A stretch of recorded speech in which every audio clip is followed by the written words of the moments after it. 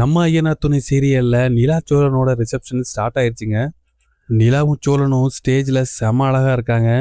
எப்பவுமே சுடிதார் சாரின்னு ரொம்ப சிம்பிளா இருந்த நிலா இன்னைக்கு ரிசப்ஷன் மேடையில லெகங்கால செம அழகா இருக்காங்க. சோழனும் கோட் சூட்லாம் போட்டு சூப்பரா இருக்காருங்க. வந்திருக்க எல்லா சொந்தக்காரங்களுமே நிலா சோழனை தான் கவனிச்சுக்கிட்டே இருக்காங்க. பல்லவன், பாண்டியன், சேரன் 3 பேரும் நிலா சோழனை பார்த்து ரொம்ப சந்தோஷப்படுறாங்க.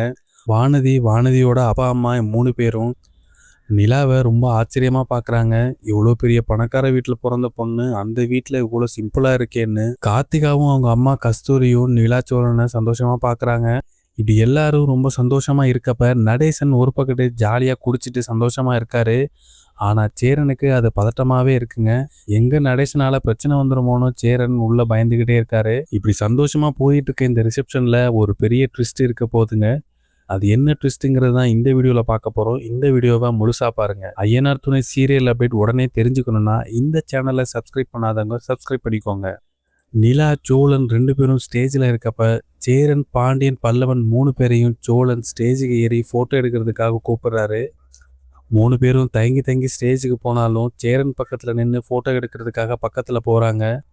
சோழனோட ஃபேமிலி ஃபோட்டோ எடுத்துக்கிறது மனோகர் ஃபேமிலிக்கு பிடிக்கவே இல்லைங்க. எப்படியாவது அதை தடுக்கணும்னு நினைக்கிறாரு. சேரன், பாண்டியன், பல்லவன் 3 பேரும் சோழன் நிலாவோட ஃபோட்டோ எடுத்துக்கிறதுக்காக பக்கத்தில் போகிறப்ப மனோகர் அவரோட ஃப்ரெண்ட்ஸ் எல்லாம் அழைச்சிட்டு வந்து என்னோட பிஸ்னஸ் பார்ட்னர் நான் ஒரு ஃபோட்டோ எடுத்துக்கிறேன்னு சொல்லி 3 பேரையும் தள்ளி போக சொல்லிடுறாரு. மனோகர் சொன்னதுனால சேரன், பாண்டியன், பல்லவன் 3 பேரும் மேடையில் தனியாக ஒதுங்கி நிற்கிறாங்க. சோழனுக்கு மனோகர் வேணும்னு தான் இதை மாதிரிலாம் பண்ணுறாருங்கிறது நல்லா புரியுது. இருந்தாலும் நிலாவுக்காக அமைதியாக இருக்காரு. பல்லவன் சேரனை பார்த்து அண்ணே இவர் வேணும்னே பண்றாரு அப்படின்னு சேரன் கிட்ட சொல்றாரு.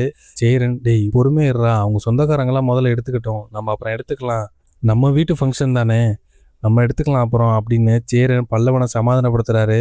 அண்ணே புரியுதுண்ணே, இருந்தாலும் அவர் நம்மளை வேணும்னே அவாய்ட் பண்றாரு. அவங்களோட சொந்தக்காரங்க ஒருத்தர் அவர்கிட்ட நம்ம யாருன்னு கேட்கறாரு. யாரு இந்த பசங்க எல்லாரும், இப்படி வந்தவங்க எல்லாரையும் விழுந்து கவனிச்சுக்கிறாங்களே யார் அந்த பசங்க, மாப்பிள்ளை வீட்டுக்காரங்களா அப்படின்னு கேட்குறாங்க.